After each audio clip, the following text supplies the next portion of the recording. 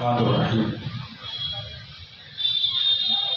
সম্মানীয় আজকে গোমা চৌমাথায় এই মহতি প্রোগ্রামের আয়োজক সমস্ত ভাইরা, সাথে সাথে সম্মানীয় উলামা হাজরাতগণেরা, বিভিন্ন এলাকা থেকে আগত ইসলাম দরদি, দিন দরদি, সকলকে আমার পক্ষ থেকে অনেক অনেক ভালোবাসা মোবারকবাদ জানাই।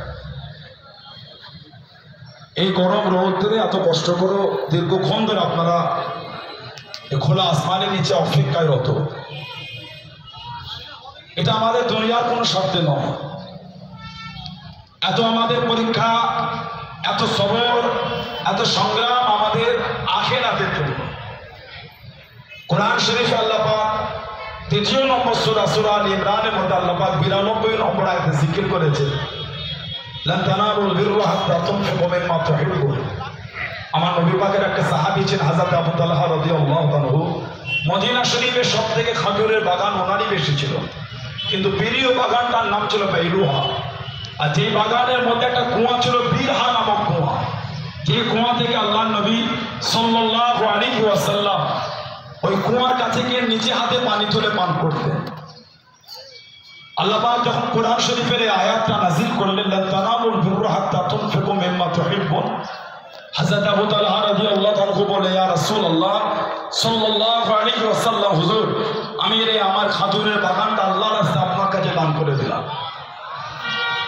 আল্লাহ নবী বলে, আবু তালহা এটা অনেক দামি বাগান। ইয়া রাসূলুল্লাহ, হুজুর আমি দান করে দিলাম। আল্লাহ নবী বলে, আবু তালহা তোমার এই দান আল্লাহর দরবারে জমা হয়ে গেল।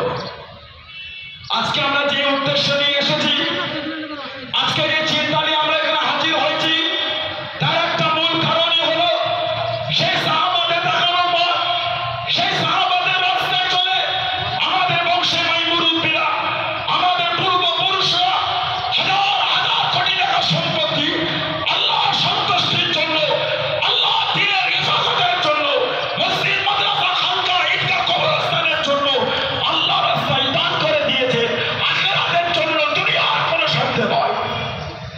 আজকে আমরা দেখতে পাই কেন্দ্রীয় যে সরকার রাজ করছে, দীর্ঘ 2014 থেকে কেন্দ্রীয় যে সরকার ভারতবর্ষের কেন্দ্রীয় রাজত্ব চালাচ্ছে, একের পর একটা দীর্ঘদিন একের পর একটা অন্যায়ভাবে মানুষের উপর জুলুম করে আইন নিয়ে আসছে। আমরা গত কয়েক বছর আগে দেখেছিলাম সমাজে একটা আইন দিয়ে বিভ্রান্তি করা হয়েছিল, যে আইনটার নাম দেওয়া হয়েছিল এনআরসি। সে এনআরসি করে জনগণকে বলা হয়েছিল যে তুমি তোমার ভারতের নাগরিকতার প্রমাণ দাও। আমরা তখন একজোট হয়েছিলাম, এখানে শুধু মুসলমান নয়, হিন্দু নয়, দলিত, আদিবাসী নয়, পাঞ্জাবি, গুজরাটি, মারাঠি, শিখ, বৈদ্য নয়, ভারতবাসীকে ভারতবাসীর নাগরিকতার প্রমাণ দিতে হবে।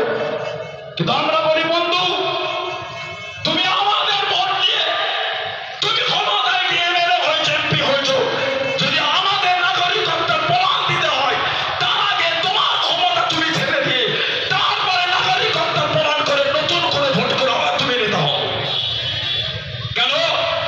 আমরা ভোট দিয়ে তোমাকে নেতা বানিয়েছি। আজকে ভাবতে আমাদের অবাক লাগে, ভাবতে আমাদের দুঃখ হয়। দীর্ঘদিন ধরে মুসলমানের উপর একের পর একটা নোংরা আইন আনা হচ্ছে। আমার ধর্মের বিধান, আমার ইসলামের কানুন, 3 তালাকের যে সিস্টেম, সেটাকে নোংরা আইন করে বাতিল করা হয়েছে। কিন্তু আমার ভারতের সংবিধান, ডক্টর ভীমরাও আম্বেদকর, বাবা সাহেব আম্বেদকর যে সংবিধান রচনা করেছে, সেই সংবিধান আমাকে আমার মৌলিক অধিকার দেওয়া হয়েছে, আমি ভারতবর্ষে ইসলামের আইন মাথা উঁচু করে পালন করে বাস করব। ভাবতে আমাদের অবাক লাগে। আমাদের যারা মুফতি আলাউদ্দিন সাহেব বলছিলেন যে এই ওয়াকাফের বিল, এই আইন কয়েকবার রদবদল হয়েছে। আজকে যে নতুন আইন আনতে চলেছে, বা যে নতুন আইনকে পার্লামেন্টে পাস করা হয়েছে, তার শর্ট নাম দেওয়া হয়েছে অমিত, মানে বিশ্বাস, আশা। কেন্দ্রীয় মন্ত্রী কিরণ রিজিজু, যিনি পার্লামেন্টে দাঁড়িয়ে বক্তৃতা দিতে গিয়ে গলা উঁচু করে বলে দিলেন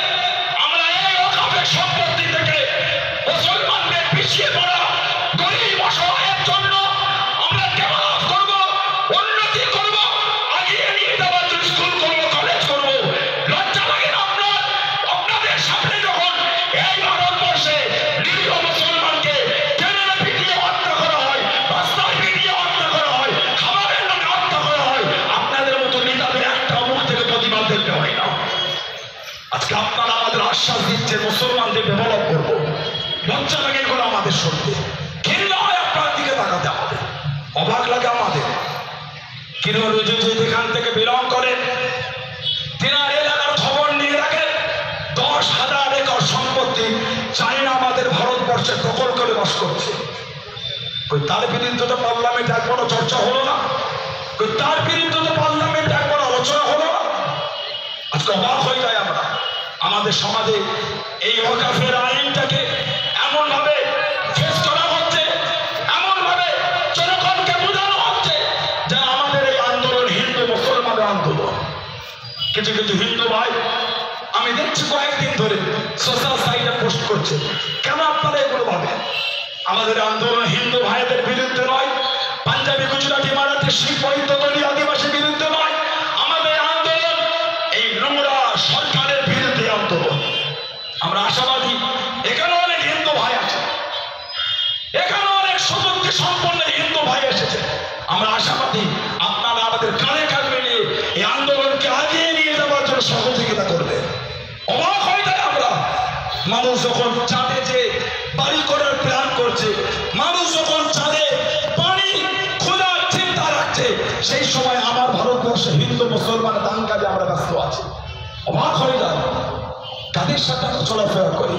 তাই আজকে আমাদের আন্দোলন শুধু আজকে করে আমাদের শেষ নয়, আমাদের আন্দোলন এই আজকে কুমার চৌমাথায় সূচনা হয়েছে। আমাদের আন্দোলন যতক্ষণ পর্যন্ত আইন বাতিল না হবে ততক্ষণ পর্যন্ত আমরা আমাদের এই আন্দোলনকে চালিয়ে যাব। আমরা কদিন পরে ফুরফুরা দরবার শরীফ থেকে সমস্ত পীরজাদারা মিলে আমরা কলকাতা রাজপথে বৃহৎ আন্দোলন তৈরি করতে চাইছি।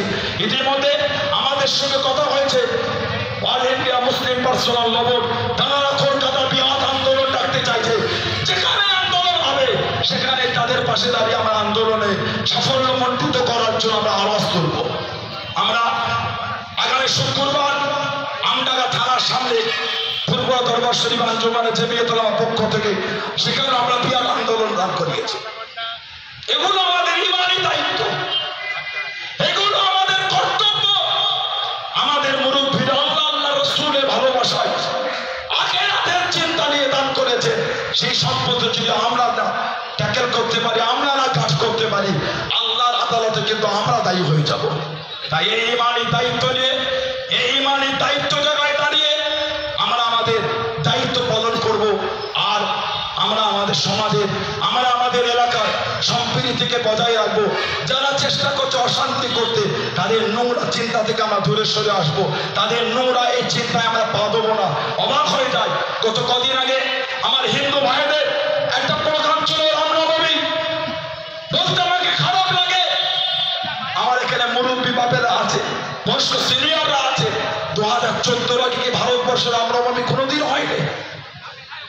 বলে 2014 ভারতের মানচিত্রে রামনবমী হয়েছে, কোনোদিন সেই সময় তো কোনোদিন অশান্তির বাতাবরণ তৈরি হয় না। আজকে কেন হিন্দু মুসলমান অশান্তি হচ্ছে? আমরা আমাদের নামাজ পড়ি, আমরা আমাদের প্রোগ্রাম করি, কই আমরা কোনোদিন তো হিন্দু ভাই বোনদের ভয় করি না। আমার হিন্দু ভাই বোনেরা তাদের ধর্মের বিধান পালন করতে গিয়ে কেন মুসলমানকে ভয় করতে হচ্ছে? কিন্তু এখানে অন্য একটা প্ল্যান চলছে, এখানে প্ল্যান চলছে নোংরা বার্তা সমাজে ছড়িয়ে হিন্দু মুসলমানের দাঙ্গা লাগানো একটা প্ল্যান চলছে। তাই আমরা শিক্ষিত সমাজ, সুবুদ্ধি সম্পন্ন জনগণ, আমি হিন্দু মুসলমান সবার কাছে অনুরোধ রাখবো, আমাদের এই সমাজের সম্প্রীতি যেন অটুট থাকে, দাঙ্গায় রূপান্তরিত না হয়, এই নোংরা নেতাদের চক্রান্তই সেদিকে আমরা লক্ষ্য রাখবো। সাথে সাথে আমরা আমাদের সব থেকে বড় যেটা হাতিয়ার, সেটা হলো আল্লাহ পাকের কাছে দোয়া। এর থেকে বড় চিজ আমাদের কাছে আর কিচ্ছু নয়। আল্লাহ পাক বলছে উদউনি আস্তাজিব লাকুম, আমি আল্লাহ আমার কাছে চাও, আমি আল্লাহ তোমাদের দেবো। তাই আমাদের এই বড় হাতিয়ার, আমরা দোয়া আল্লাহর কাছে চাইবো। নামাজের পরে খালেজ দিলে দোয়া। সাথে সাথে আমরা আর একটা খুব কষ্ট, খুব বেদনা, খুব দুঃখ নিয়োগ নিয়ে আমরা আগে আছি, যেটা হলো গাজা প্যালেস্তাইনে যে চিত্র আমরা দেখতে পাই, আমাদের এই চিত্র দেখে দেখে সহ্য হয় না। গত দুদিন আগে আমি একটা ভিডিও দেখেছিলাম, ইসরায়েলের হায়নাদার প্যালেস্তাইনের উপর একটা বোম ফেলেছে, সেই বোম ফেলার কারণে মানুষগুলি তুলোর মতো উঠছে। এই ভিডিওগুলো দিকাল আমাদের সহ্য হয় না। তাই সবার কাছে আমার অনুরোধ, এই ওয়াকাফ বিল কালা কানুন যেটা নিয়ে এসেছে সেটার বিরোধিতা করা, সাথে সাথে তাদের জন্য খালেসদের একটু দোয়া চাওয়া, তাদের জন্য চোখ ভরা পানি এলে দোয়া চাওয়া, এই বার্তা এই আশা আপনাদের কাছে রাখবো।